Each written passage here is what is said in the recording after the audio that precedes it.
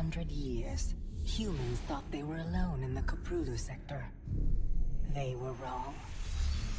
The Zerg emerged, seeking to consume all in their path, and before long, the Protoss, a highly advanced alien race, began wiping out infested worlds, burning Zerg and Terran alike. A three-way war, unlike anything humanity had ever faced, erupted almost overnight. All the while, a human civil war raged. Marshal Jim Raynor vowed to oppose the corrupt dictator Arcturus Mengsk for the betrayal of the woman he loved, Sarah Kerrigan. Boys, how about that evac? Damn you, Arcturus. Don't do this. It's done. Helmsman, signal the fleet and take us out of orbit. Now. Kerrigan, a loyal operative, was left to die at the hands of the Zerg. But the Zerg had other plans.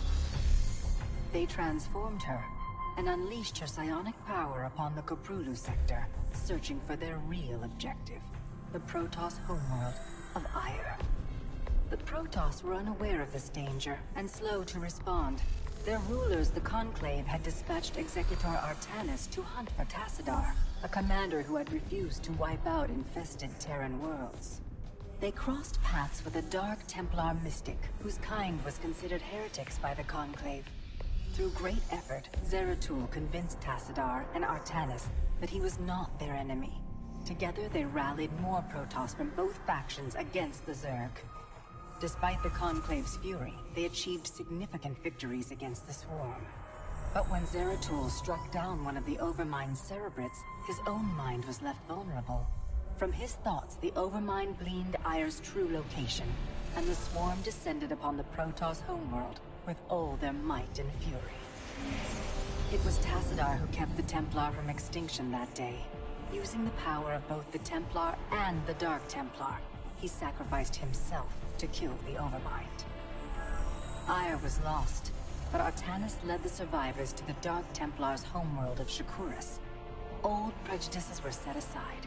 The Templar were now in the Dark Templar's debt. Without the Overmind, the Swarm fractured. Kerrigan sought control of all the Zerg, even enlisting the aid of old friends and enemies like Raynor, Mengsk, and Zeratul. Once her rule was uncontested, the Queen of Blades betrayed them all. Billions of humans and Protoss were killed. The Zerg stood unchallenged, but to the relief of all, the war seemed to end there. Zeratul suspected the Zerg had fallen under the control of dark forces. He uncovered prophecies stating that an ancient entity, Amon, was attempting to merge Protoss and Zerg lifeforms into an unholy hybrid, and that this evil might already have control of Kerrigan and her power. It was during this time that Executor Artanis, hailed as a hero, was made leader of both the Templar and the Dark Templar.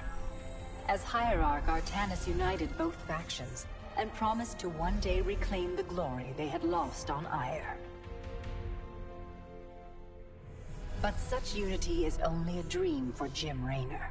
Mengsk still rules, and Raynor's small rebellion has counted for nothing against the Dominion's propaganda machine.